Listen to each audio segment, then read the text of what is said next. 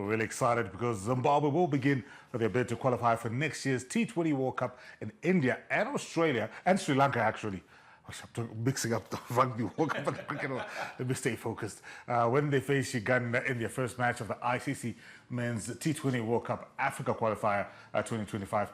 That's at Harare Sports Club at 1:50 p.m. So Chevrons taking on Uganda in the afternoon. But before that, the qualifier gets underway. Two matches this morning at 9:30 a.m. At Harare Sports Club. We'll see Namibia taking on Kenya, and then across town at Takashinga Cricket Club, it is Nigeria versus Malawi.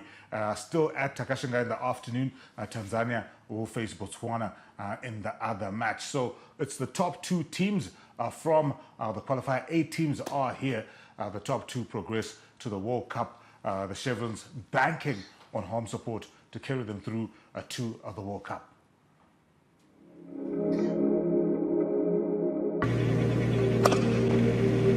Yeah, we feel pretty confident, not just myself, the whole team as well. Zimbabwe cricket has given us enough games and we have played against some quality opposition, and we have actually played a decent brand of cricket as well. We just have to focus on that brand of cricket that we've been playing in T20 cricket, and if we can bring our A games, then inshallah I feel very confident that we will be at the World Cup.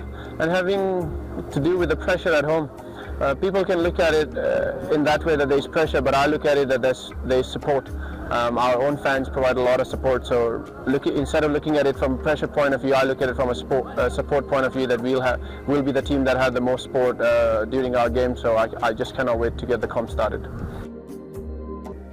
Yeah, certainly my message to the fans would be to come in numbers, to support Zimbabwe. You have never let us down, and I know you will not let us down this time around as well. The tide is starting to turn. There's a lot of positive and aggressive cricket that we are starting to play, and the results are starting to show as well. So your presence will go such a long way. Yep, I'll tell you one thing for sure. I'll be amongst the fans who will be at Harare Sports Club this afternoon as the Chevrons take on Uganda. More so because of the history between these two nations. You have to go back to as recent as 2023 in Namibia. The Chevrons are looking to punch their ticket to the 2024 World Cup, losing to Uganda. That embarrassing defeat cost us a place amongst the big boys when it comes to the T20 format. So we've got revenge on our minds. We're not taking any prisoners this afternoon. We've seen some encouraging performances. Of course, the most recent series was against Namibia. We've had warm-up matches against Kenya and Nigeria, winning those comfortably. We talked about this briefly in the first hour, Tafara. But for us, I think we've finally figured out that opening pair, especially with the performances of Brian Bennett and Tadewanashe Marumani. But you know, one thing that we saw, especially against Sri Lanka in that third T20, is because we've been focusing so much on trying to figure out our top order, we've never really had to address the issue of finishes. Something you did touch on, obviously, in terms of power hitting. You've got someone like Ryan Bell, who on his day can smash those sixes left, right, and center. But we're not accustomed to being in a position where we've put enough a good enough score that, you know, we want to finish in emphatic style. Right. So now, the fact that we're going to the Cricket World Cup in India and Sri Lanka, we're going to be... we need to qualify first. Of course. Look, to me, we're already there. I love the optimism. I don't see anyone stopping us. Of course, Namibia can come... it's a very competitive team. Namibia, if you go down in history, I think at the 2024 T20 Cricket World Cup in Australia, they did defeat South Africa.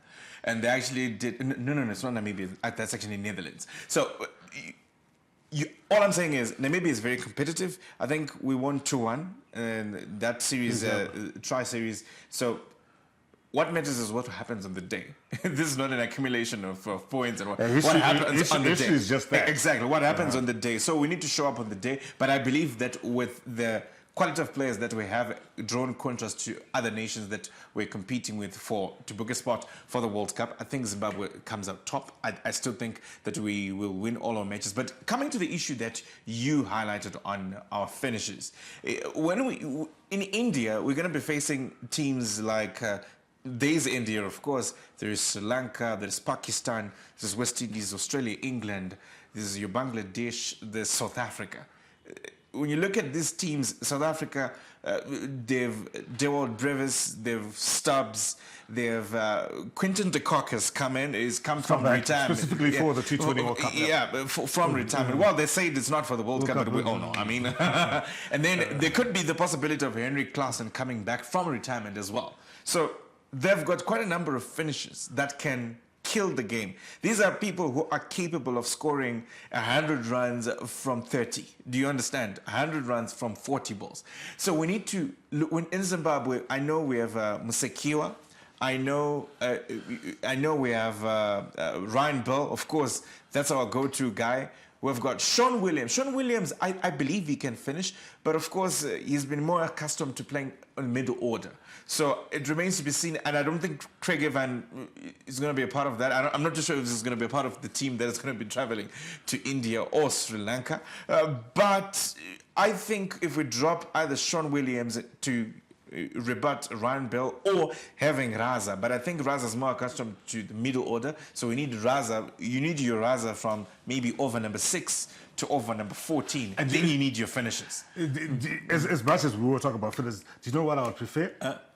Tadiwa Marumani, Brian Bennett, just get in there, just blast their way to the 20 overs.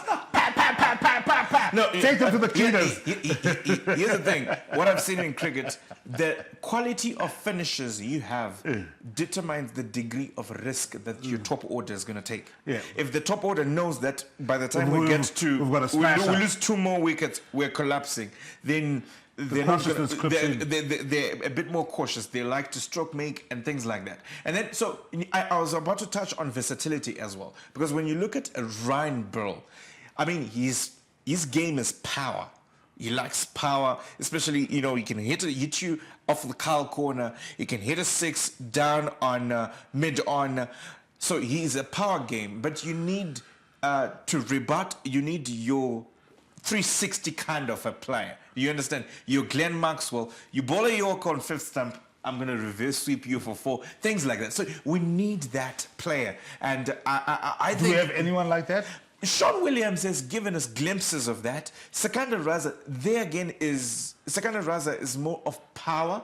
I think a while back he had a weakness in his short ball. He never used to miss, but it's the purchase now to carry through. Yeah, there we go. So I think we've got potential players who can actually come in with the qualities that I'm actually talking about. So I think 2026 World Cup. For me, we're already there. I'm not even looking at the qualifiers. You know what I'll say? You know what I'll say? Yeah. For me, I'm already at HRS Sports Club. 10 minutes to 2 this afternoon, Zimbabwe take on Uganda. It is the ICC Men's T20 World Cup Africa Qualifier 2025.